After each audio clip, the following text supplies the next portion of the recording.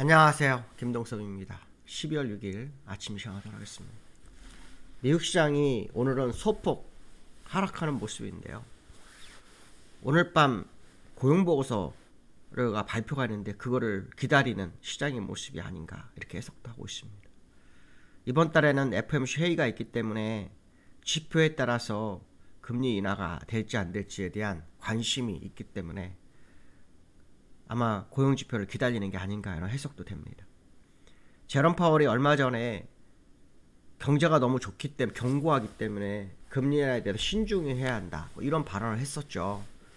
그렇기 때문에 시장에서는 계속해서 금리 인하의 기대감을 가져가기 위해서는 지표의 변화를 확인을 해야 되는 상황이다 이렇게 봐야 될 것 같습니다. 오늘 미국 시장은 다우는 0.5% 빠졌고 나스닥은 0.18% 빠졌는데요. 필라델피아 반도체 지수가 많이 빠졌습니다. 거의 1.8% 하락하는 그런 흐름이 보였는데요. 투자에 대한 불안정한 심리가 반영됐다 이렇게 해석을 합니다. 그래서 반도체주가 투매로 나온 거 아니냐 이런 해석도 하는데요. 인텔만 5%가 빠졌습니다. 인텔 관련 인텔이나 그 주변 종목들이 5% 빠졌고요. TSMC나 이런 종목들은 안 빠졌습니다. 그러니까 어떻게 보면 반도체주에 대한 투매가 있었다 이거는 조금 아닌 것 같습니다. 그건 좀 아닌 거 아닌가 이렇게 해석을 좀 해보고 있고요. 오늘 밤 11월 비농업 고용지표가 둔화되느냐 강화되느냐에 따라서 시장 상황이 금리에 영향을 어느 정도 미칠 건지를 따져볼 것 같은데요. 일단 신규 실업 청구 건수가 주간 단위로 발표가 되잖아요. 오늘 22만 4천 건이 나왔습니다. 시장 예상치가 21만 5천 건인데요. 9천 건이 증가했습니다. 그럼 고용이 안 좋아졌다 이런 해석도 되겠죠. 근데 실제로 미국에서는 기업들이 12월 감원 계획이 계속 증가를 하고 있다고 합니다. 저는 여기서 좀 이해가 안 됩니다. 경기가 그렇게 좋고 미국의 모든 나라의 기업들이 들어가서 공장을 세워서 거기서 생산하는 거를 판매하게끔 유도하는데도 불구하고 그렇죠? 감원은 왜 할까요?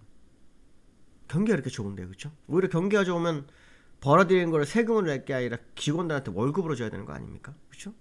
그럼 감원이 있을 수 없는 것 같은데 오히려 감원은 더 증가를 합니다. 물론 제가 좀 부족해서 해석이 잘못된 건지 모르겠지만 일반적 상식상으로 이렇게 좋은 시장 속에 이렇게 경기가 좋은 미국 시장 속에서 감원을 기업이 한다는 것은 기업이 좋은 기업도 있고 나쁜 기업도 있어서 그런 현상이 있어날 수 있겠지만 대체적으로는 이해가 안 되는 그런 흐름이 아닌가 생각도 듭니다.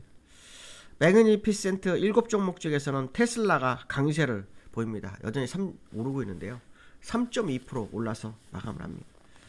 테슬라는 일론 머스크의 배팅이 성공적으로 가면서 내년도에 트럼프 정부 때 그 자율주행에 대한 규제 완화에 대한 기대감이 계속 반영되고 있다고 봐야 되겠죠. 지난번에 말씀 테슬라는 시총 1조 5천억 달러까지는 갈 거다라는 얘기가 팽배한데요. 현재 가격이 1조 달러 저오르니까 50%는 더 상승한다 그런 해석도 되는 것 같습니다. FOMC가 다가오고 있는 과정 속에서 금리 인하 가능성이 점점 떨어지고 있습니다. 77%에서 70%로 떨어졌습니다. 금리 인하를 할 수 있는지 모르겠지만 일단 12월까지는 금리 인하를 할 거라고 보고 있고 그 이후에 아마 방향을 보겠죠. 근데 저는 제롬 파월이 임기 끝 동안은 트럼프와 반대 행동을 할 것만 같은 그런 생각이 자꾸 드는 상황이다 이런 해석도 됩니다. 나스닥은 0.18%, 다우는 0.55% 하락했는데요. 다우는 큰 의미 없죠. 나스닥도 일봉을 볼까요? 큰 의미 없이 행보를 하는 상황이고요. 나스닥도 큰 의미 없습니다. 사실 미국장을 보는 게 요즘은 괴롭습니다. 왜 그러냐면 사실 저는 이번에 우리나라 시장이 엄청 많이 상승할 거라는 생각을 하고 있고 여전히 그 마음은 그대로 유지가 되고 있는데 미국이 상승하는 걸 기초자산 형식으로 생각을 해서 우리나라도 따라갈 거다라는 해석을 굉장히 많이 했거든요. 그런데 미국은 역시 맞았는데 우리나라는 못 갑니다. 우리나라는 중간에 여러 가지 사건이 터졌는데요. 며칠 전에는 대통령이 비상계엄령을 선포하는 상황이 나왔죠. 이거로 인해서 또 정치적 불확실성이 시장에 대두되는 상황이 됐고 또 그 정치적 불확실성을 시장이 가장 싫어하는 재료 중에 하나죠. 근데 뉴스를 보면은 이제는 탄핵에 대한 얘기가 이슈가 많이 나오죠. 그렇죠? 근데 탄핵에서 또 시장 뉴스가 부정선거로 또 흘러가고 있습니다. 그래서 이게 굉장히 묘한 흐름을 보이고 있죠. 뉴스에 의하면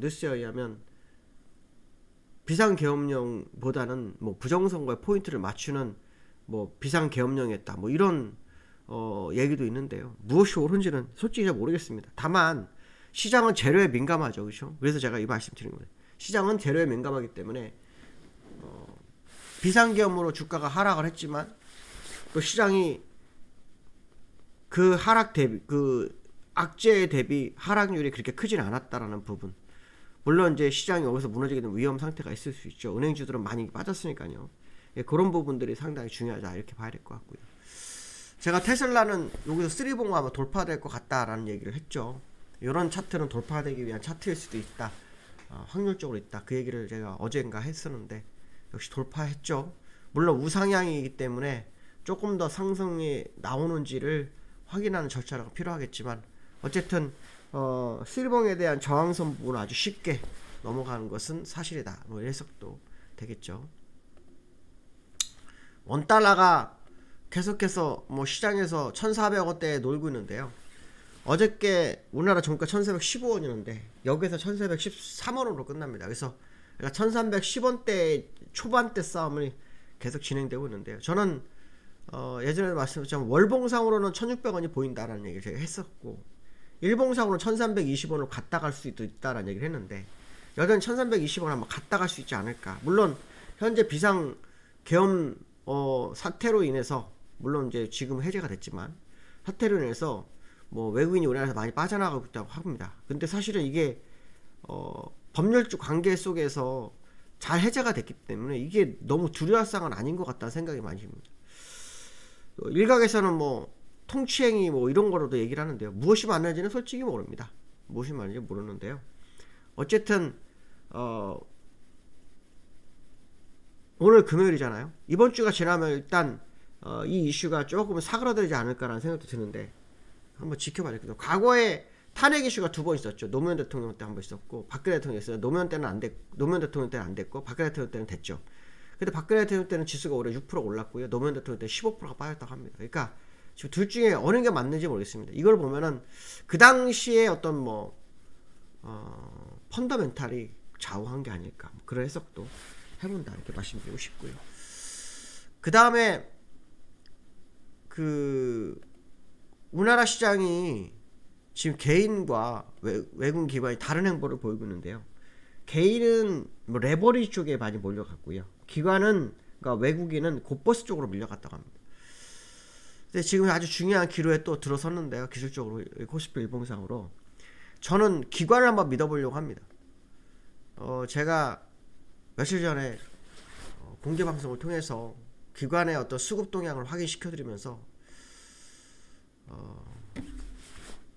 기관이 사고 있다. 그렇기 때문에 기관은 금투세라 이런 거를 바라보고 산 거 아니냐.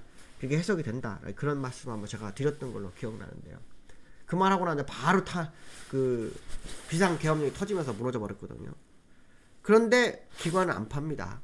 그렇죠? 사고 있습니다. 조금이라도 삽니다. 이걸 보면서는 어떤 생각을 하고 있냐면 반전의 기회를 보고 있는 것 같습니다. 반전의 기회.